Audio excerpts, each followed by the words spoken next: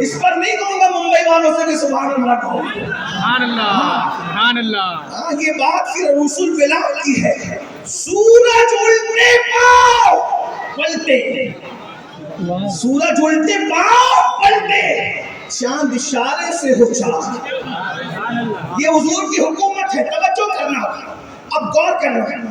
تو سورج ایک چوتھے آسمان پر، ممبئی والے کہہ رہے یہاں نکلا، اندور والے کہہ رہے یہاں نکلا، مدینے والے کہہ رہے یہاں نکلا، مکے والے کہہ رہے یہاں نکلا.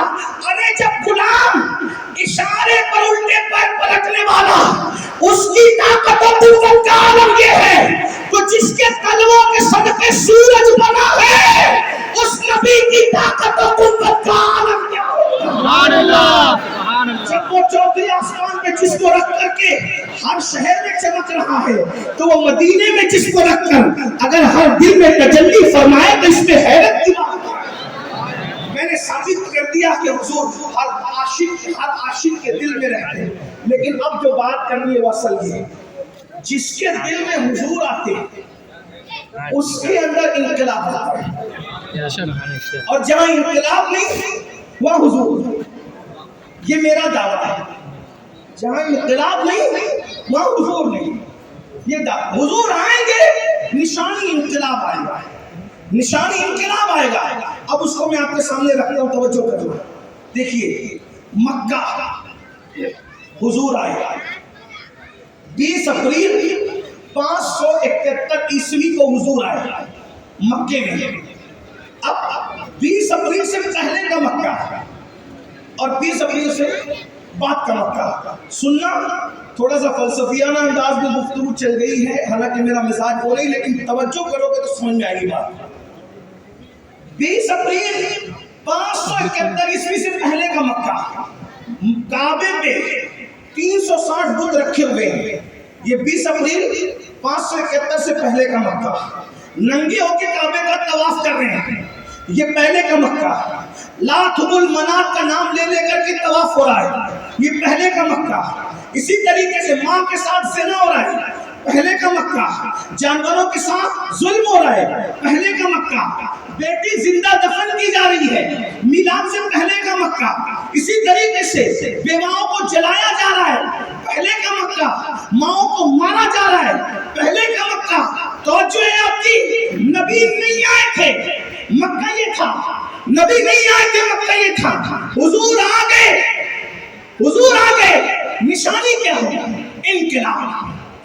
حضور پیغمبر انقلاب ہے. توجہ کرنا، کیا شان ہے اپنے نبی کی. جب حضور آ گئے، ابھی حضور وظائف چل نہیں رہے، وظائف بول نہیں رہے، لیکن صرف زمین پہ قدم رکھا ہے. انقلاب دیکھو، انقلاب صرف زمین پہ قدم رکھا ہے. تو زمین پہ قدم رکھنے کی یہ برکت ہے کہ کعبے پہ جو 360 بیٹھے ہوئے تھے وہ خود بخود اونڈے منہ گر پڑے، وہ خود بخود اونڈے منہ گر پڑے. توجہ فرمائے، خود بخود اونڈے منہ گر پڑے. پھر اس کے بعد دیکھیں انقلاب. حضور مکے میں آئے، آنے سے پہلے بیٹیاں دفن ہو رہی تھی. جب حضور آ گئے تو بیٹیوں کو کسی نے دفن نہیں کیا، بلکہ بیٹیوں کا ماتھا چومنا شروع کر دیا. انقلاب آیا، حضور آئے، انقلاب آیا. اللہ اکبر. مزدوروں کا حق کھا جاتے تھے، لیکن جب حضور آ گئے انقلاب آیا. مزدور کا پسینہ سوکھنے سے پہلے مزدوری دیتے ہوئے نظر آئے، حضور آئے، انقلاب آ گیا. اسی طریقے سے اللہ اکبر، جانوروں کی تلفیاں ہوتی تھی، حضور آ گئے. جانور پہ بیٹھنے سے بھی احتیاط کرنے لگے، بیٹھ کے بات کرنے سے بھی احتیاط کرنے لگے، بہت زیادہ رکھنے سے بھی احتیاط کرنے لگے. اللہ اکبر. حضور نہیں آئے تھے، ننگے ہو کے طواف کرتے تھے. حضور آ گئے، بدن پر احرام آ گیا. حضور نہیں آئے تھے، لات و حبل کا نام لے کے طواف ہوتا تھا. حضور آ گئے، لبیک اللہم لبیک کی صدا بلند ہو گئی. بولو مکہ بدلا کیوں؟ حضور آ گئے. یہ مکے میں آئے، دنیا میں آئے تو دنیا بدلی. دنیا میں آئے، کوئی دنیا میں ایسی جگہ تھی جہاں بیوہ عورت شوہر کے ساتھ زندہ جلائی جا رہی ہے. لیکن اب کوئی جلتی ہے؟ جلتی ہو تو بتاؤ، یہ کس کب ہے؟ یہ کب ہے؟ میلاد کے بعد کی تاریخ ہے. میلاد کے بعد رسول اللہ کا پیغام جہاں جتنی دیر سے پہنچا وہاں اتنی دیر سے انقلاب آیا. ٹھیک ہے، بات سمجھ میں آتی ہے. حضور جہاں گئے انقلاب آیا، حضور جہاں گئے. اور سن لیں، یہ زمین کے اوپر کی بات ہے. زمین کے اندر آدمی مرتا ہے. اب یہ بات کسی نے دیکھی نہیں لیکن حدیثوں میں موجود ہے. مرتا اتنا اندھیرا ہوتا ہے کہ ایک ہاتھ تو دوسرا ہاتھ سجائی نہیں دیتا. مردہ روتا ہے، تڑپتا ہے، بلکتا ہے، چلاتا ہے. یہ سب روایتیں موجود ہے شروع سجود میں اٹھا کر. قائل امام سیوطی نے لکھا اور بھی بزرگوں نے لکھا. لیکن جیسے قبر میں حضور پہنچتے ہیں، توجہ، حضور آ گئے. اب تو قبر 2 گز زمین نہ رہی. ممبئی کے چھوٹے سے کمرے میں رہنے والا ایک غریب بھی اس کی قبر میں حضور آ گئے تو قبر مشرق سے لے کے مغرب تک کشادہ ہو گئی. لوگ سمجھ لیں 2 گز ہے لیکن اتنی بڑی ہو گئی. اللہ اکبر کہ ممبئی بھی چھوٹا پڑ رہا ہے لیکن اندر اتنا بڑا ہے. اس کے بعد اندھیرا تھا، اتنا اجالا آ گیا کہ قیامت تک روشنی رہے گی. امام کہتے قبر میں لہرائیں گے تا حشر چشمے نور کے جلوہ فرما ہوگی جب طلعت رسول اللہ. بولو قبر میں حضور آئے، انقلاب آیا کہ نہیں آیا؟ توجہ، قبر میں آئے کہ انقلاب آیا کہ قبر بدلی کہ نہیں بدلی؟ اس کے بعد تیسری بات یہ بھی حدیثوں میں موجود ہے، میدان محشر. میدان محشر جب تک حضور نہیں آئے، توجہ، جب تک حضور نہیں آئے، اٹھا کے دیکھ لے پورا محشر، سورج سر پر ہے. یہاں نہیں آئے سے مراد مدد کو نہیں ہے.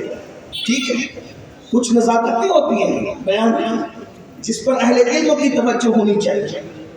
حضور ابھی نہیں آئے، سورج سر کے اوپر ایک ہاتھ کے فاصلے سے سب کو جھلسا رہا ہے، سب کو پگھلا رہا ہے.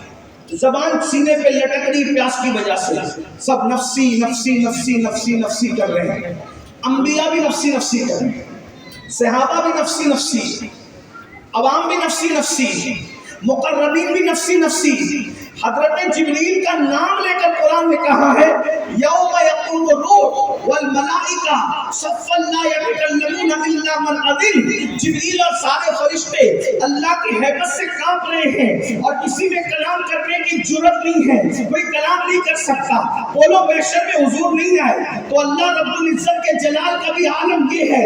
اللہ اکبر، نہ اس سے پہلے اتنا جلال کا اظہار نہ اس کے بعد اتنے جلال کا اظہار. لیکن جب انا لہا کہتے ہوئے آ گئے، انا لہا کہتے ہوئے آ گئے. دیکھو جب انا لہا کہتے نہیں آئے تھے تب تو انبیاء بھی نفسی نفسی کر رہے تھے. جب انا لہا کہتے آ گئے تو کچا بچہ، توجہ کریں، انقلاب دیکھیں محشر کا، محشر کا انقلاب دیکھیں. جب تک انا لہا کہتے نہیں آئے تھے انبیاء کی زبان پر بھی نفسی نفسی تھا اور انا لہا کہتے آ گئے تو حدیث ہے کہ مسلمان ماں کے پیٹ سے جو کچا بچہ گرا ہے وہ بھی اللہ سے جھگڑا کرے گا. توجہ غور کریں، انقلاب محشر میں انقلاب، صرف نبی کے آنے میں انقلاب دیکھیں. حدیث میں الفاظ ہے جھگڑے کے، لڑائی کے، جھگڑا کرے گا کچا بچہ. یہ وہ جھگڑا نہیں ہے جو ایک دشمن دوسرے دشمن سے کرتا ہے، یہ وہ جھگڑا ہے جو محب اپنے محبوب سے کرتا ہے. اور اس جھگڑے کی لذت صرف محبت والے جانتے ہیں، محبت والے جانتے ہیں. کیسے روٹنے کا سبب تو تم جانو، ہم تو مصروف ہیں منانے میں. اللہ اکبر، توجہ فرمائے، غور کرے. جب وہ نہیں آئے تھے محشر میں انبیاء بھی نفسی نفسی کہہ رہے تھے، وہ کیا کہتے ہوئے کچا بچہ بھی جھگڑا کر رہا ہے میرے ماں باپ کو میں جنت میں لے جاؤں گا. اور وہ غضب کا اظہار کرنے والا خدا، وہاں شان یہ ہے کہ کچے بچے کو بھی کہا جا رہا ہے جا تیرے ماں باپ کو ڈھونڈ لے اور اپنے نال سے باندھ کر ان کو جنت میں داخل کر لے. اللہ اکبر. کہاں جب نہیں آئے تھے انا لہا کہتے ہوئے تو صحابہ بھی اولیاء بھی نفسی نفسی کہہ رہے تھے. اور کیا وہ انا لہا کہتے آ گئے؟ عالم صاحب کو ایک بندہ کہتا ہے کیا میں نے تمہیں استنجا کا ڈھیلا نہیں دیا تھا؟ تو عالم صاحب اس استنجا کے ڈھیلے پہ بھی جنت میں لے جا رہے ہیں. بولو ان کے آنے سے انقلاب آیا. اب کیا سمجھتے ہیں؟ بات سمجھ میں آ گئی؟ وہ جہاں آتے ہیں انقلاب آتا ہے. دنیا میں آئے انقلاب، قبر میں آ جائے انقلاب محشر میں آ جائے انقلاب. اب اور کوئی اس کے بعد تو بتانے کی چیز نہیں ہے. اب حضور عاشقوں کے دل میں آتے ہیں. توجہ ہے, عاشقوں کے دنیا میں گئے تو انقلاب, قبر میں آئے تو انقلاب, حشر میں آئے تو انقلاب. انقلاب میں زیادہ بیان نہیں کر پا رہا ہوں کیونکہ ٹائم کی قلت ہے, لیکن اصل عنوان کی طرف جو آنا وہ یہ, جب میں عاشق بنا تو میرے دل میں بھی آئے, تو جہاں جاتے انقلاب آتا ہے. اب وہ میرے دل میں آئے ہیں تو بھی اس کائنات جسمانی میں انقلاب آنا چاہیے. نشانی یہی ہے, نشانی یہی ہے. اگر انقلاب آیا, اب توجہ سن لیں یہاں سے وہاں تک دل کے کام سے, اگر انقلاب, کیونکہ ان کی نشانی ہے, وہ آتے ہیں تو انقلاب آتا ہے. بیدم شاہ واسی صاحب نے کہا تھا آپ آئے تو زمانے میں بہار آتا ہے. حضرت بیدم شاہ صاحب نے کہا تھا آپ آئے تو زمانے میں بہار آئی ہے. اللہ اکبر, یہ ان کے روح کی بہار ہے کہ پورا زمانہ بدلا ہے. علامہ جامی کہتے ہیں جہاں روشن اور جمال محمد دلم زندہ شد. دیکھ لیں میری بات کی تائید جامی کر رہے ہیں کہ نہیں کر رہے, میں اپنے گھر سے نہیں کہہ رہا ہوں انقلاب کی بات. دلم زندہ شد از وصال محمد, دلم زندہ شد از وصال محمد, اور مسجد کو صفا گشت بیچارہ جامی, مسجد کو صفا گشت بیچارہ جامی, گناہ مانے آلے محمد. سبحان اللہ, سبحان اللہ, گناہ مانے آلے محمد. تو حضور جہاں گئے نشانی یہ ہے انقلاب آتا ہے. اگر وہ ہمارے دل میں آئے, اب چیک کرو تھرمامیٹر آ گیا, انقلاب آیا کہ نہیں. اگر انقلاب آیا تو سمجھ لو کہ وہ ہمارے دل میں آ گئے, اور اگر انقلاب نہیں آیا تو آپ روزانہ 1000 بار 2000 بار 5000 بار درود پڑھ رہے ہیں. درود تو پڑھ رہے ہیں, ان کی آمد ابھی نہیں ہوئی. آپ 5 وقت کی نماز پڑھ کے بھی اگر انقلاب نہیں آیا, نماز تو ہو رہی ہے, وہ نہیں آیا ہے, اس لیے کہ ان کی نشانی ہے وہ آئیں گے تو انقلاب آیا. جب وہ نہیں آئے تھے تو ابو جہل اور ابو بکر ساتھ رہتے تھے, ٹھیک ہے. جب وہ آ گئے تو ابو بکر الگ اور ابو جہل الگ, اور کتنے الگ, ابو بکر صدیق اکبر بن گئے اور ابو جہل وہ جاہلوں کا باپ کہلا گیا. دیکھیں تفریق کتنی ہوئی, وہ انقلاب ہے, وہ آئے انقلاب آیا. توجہ کرنا, اب وہ دل میں آئے کہ نہیں, ہمارے دل میں ہے کہ نہیں حضور کی آمد انقلاب سے. اب مجھے بتائیں, جب وہ آتے ہیں مکے میں تو کعبہ بتوں سے پاک ہوتا ہے.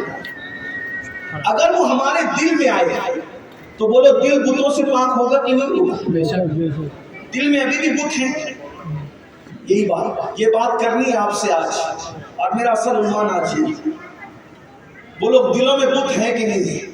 ایک بات یاد رکھنا, مٹی اور پتھر کے بتوں کو مسمار کرنا آسان ہے, یہ کام ایک محمود غزنوی بھی کر سکتا ہے, لیکن دل میں جو بیٹھے بت ہیں اس کو کروڑوں محمود بھی ڈھا نہیں سکتے, نکال نہیں سکتے. اس کے لیے محمود نہیں چاہیے کوئی, اس کے لیے محمود کی ضرورت نہیں ہے, بادشاہ نہیں چاہیے اس کے لیے, اس کے لیے ابو الحسن خرقانی کی ضرورت ہے, اس کے لیے گوری نہیں چاہیے, اس کے لیے معین الدین غریب نواز اجمیری کی ضرورت ہے, اس کے لیے کوئی سلجوقی نہیں چاہیے, پھر اس کے لیے غوث الاعظم دستگیر کی ضرورت ہے. اس کی وجہ یہ ہے کہ ان کی حیثیت زمینوں کی ہے, تو یہ زمینوں کی بات کرتے ہیں, اور ان کی پہنچ زمینوں کی ہے تو وہ زمین تک پہنچتے ہیں. تو یاد رکھنا, جب وہ آتے ہیں تو دل میں بت نہیں رہ جاتے, کیونکہ وہ آئے تو مکہ المکرمہ کعبے میں بیٹھے ہوئے جو بت تھے, لات حبل منات وغیرہ جو بھی تھے, جس کے بھی تھے, وہ چلے گئے. ہمارے دل میں اگر وہ آئے ہوں بت کیسے؟ آپ کہیں گے کہ ہمارے دل میں بھی بت ہیں, بالکل ہے. یہی اصل بات ہے, یہی اصل, یہ دل بت خانہ بنا ہوا ہے.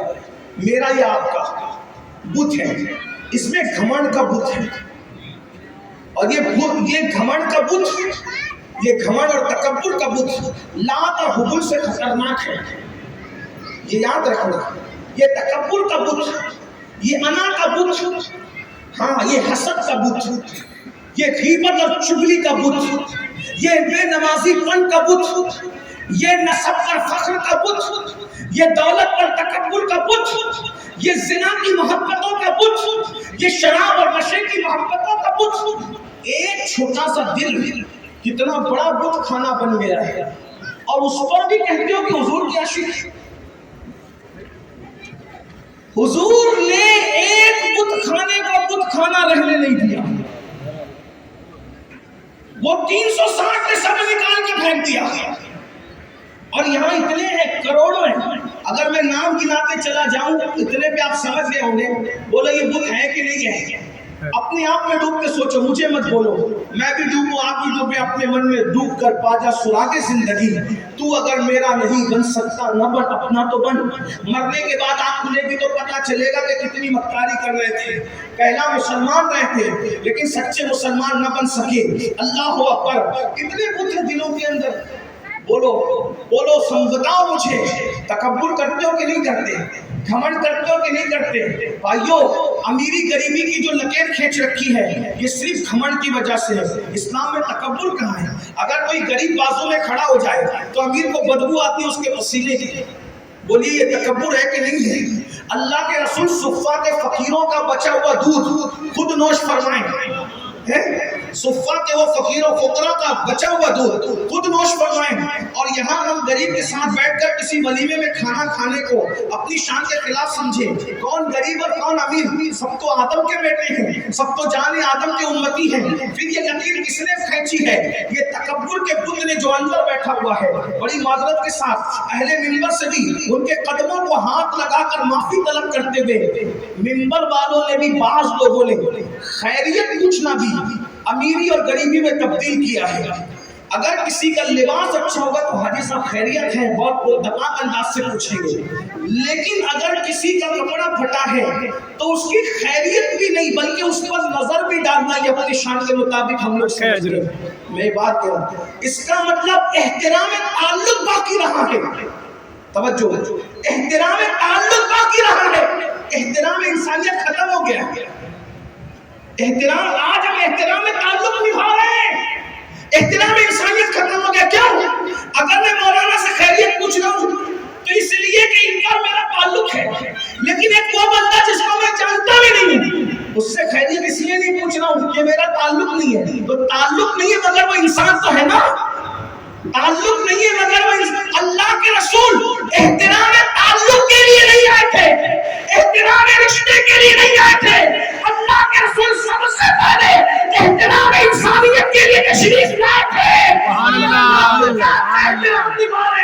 ہم منصب کا اگر مخیر کون عارف نسیم خان صاحب کا احترام ہو رہا ہے تو وہ سیاسی لیڈر ہے، منصب کا احترام ہو رہا ہے.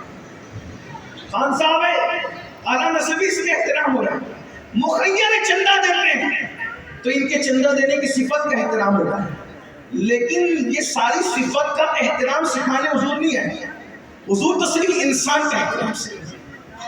ہم لوگ معذرت کے ساتھ جس دن انسان کا احترام کرنا سیکھ جائیں گے اس دن تعلقات کا احترام. تو پھر یہ بھائی جو SSC پاس ہو جائے گا تو اس کے لیے ڈاکٹر بننا، انجینئر بننا سب آسان ہو جائے گا. لیکن یہ کیسے ہو سکتا ہے کہ وہ 90 میں فیل ہو جائے اور پھر وہ ڈاکٹر بننے کی کوشش کرے؟ یہی تو بات ہے نا. تو ایسا ہی ہے، جو پہلے ڈگری ہے اس میں ہی ہم فیل ہیں. تو جو احترام انسانیت نہیں نبھا سکتا پھر وہ تعلقات اور وہ ساری چیزیں نبھانے میں تو لگا ہوا ہے.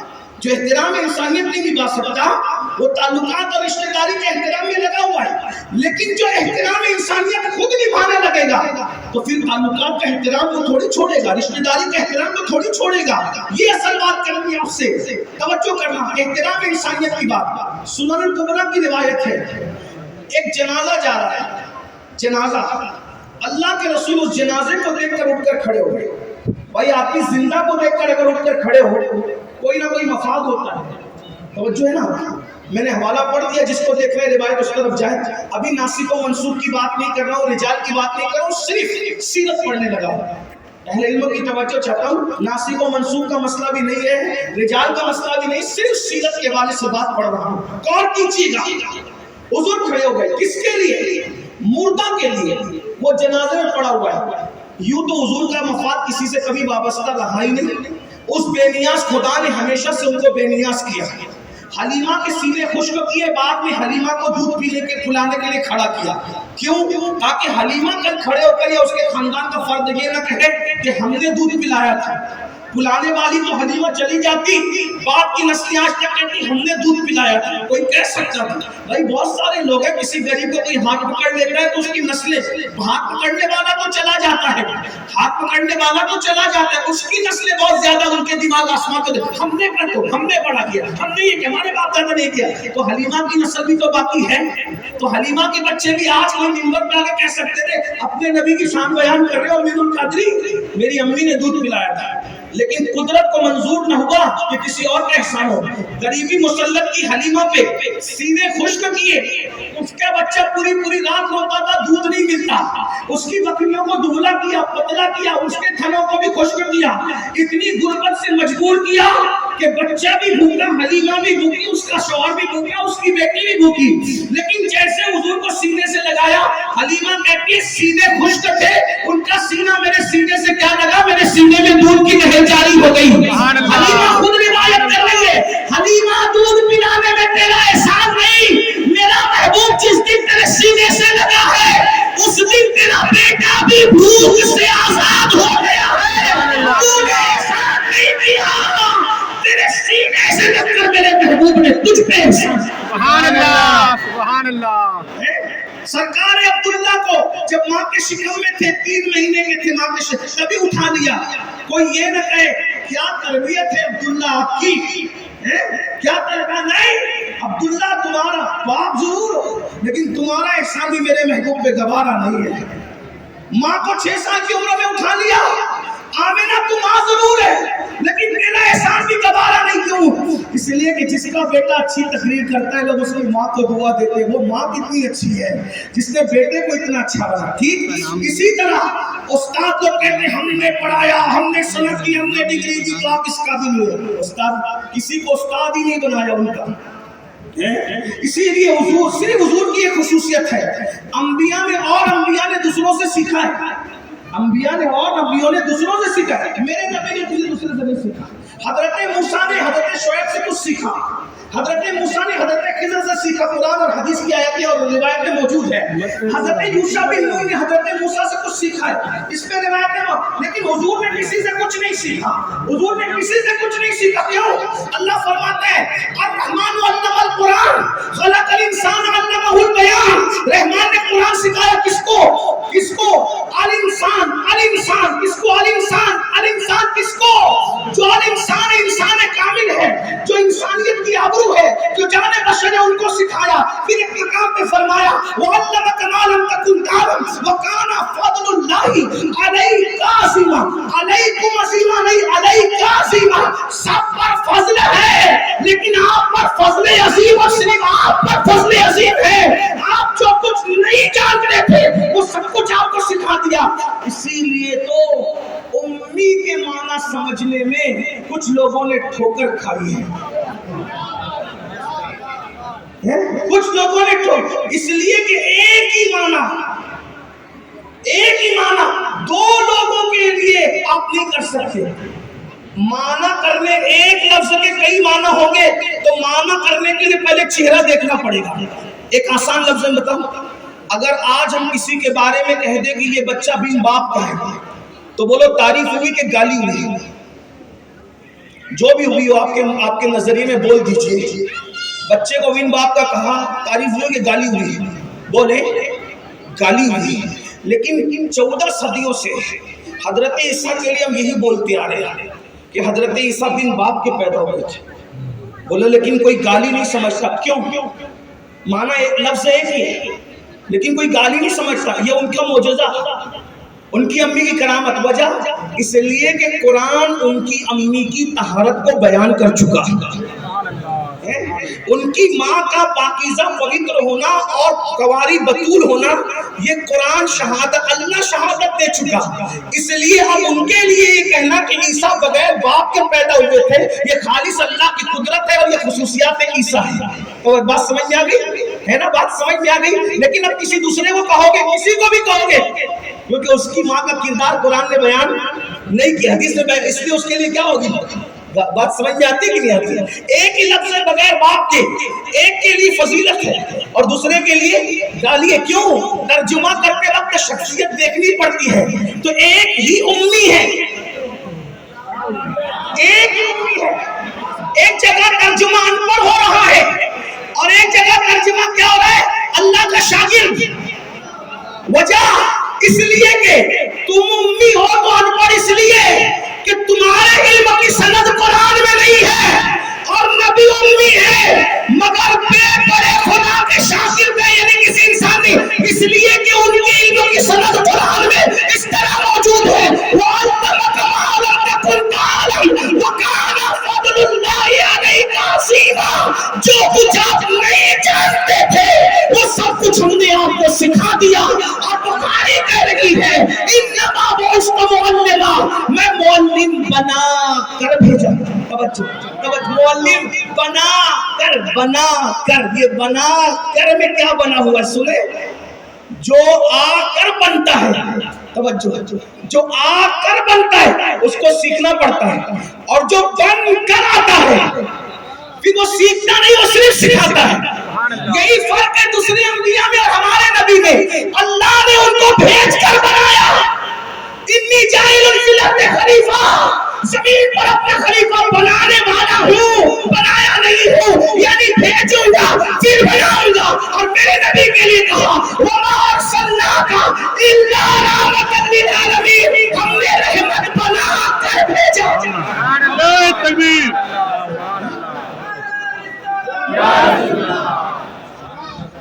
تو جو بن کر آئے اس کو بنایا نہیں جاتا، توجہ، جو بن کر آئے اس کو بنایا نہیں جاتا، اور جو آ کر بنے پھر اس کو بنا۔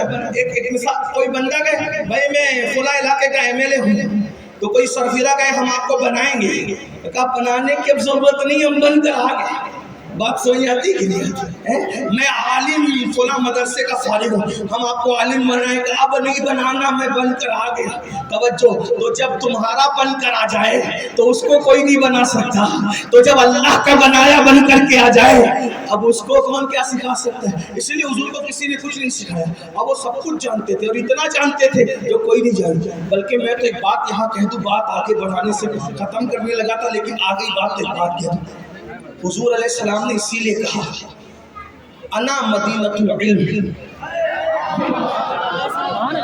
وعلی بابھا، میں علم کا شہر ہوں اور علی اس کا دروازہ ہے۔ یہ حضور کی فصاحت ہے، جس دور میں کھولو گے نئے نکات پاؤ گے۔ کیا فرمایا؟ علم کا شہر ہے، علم کا۔ بولے یہ ممبئی گاؤں ہے کہ شہر ہے؟ گاؤں دیکھا ہے؟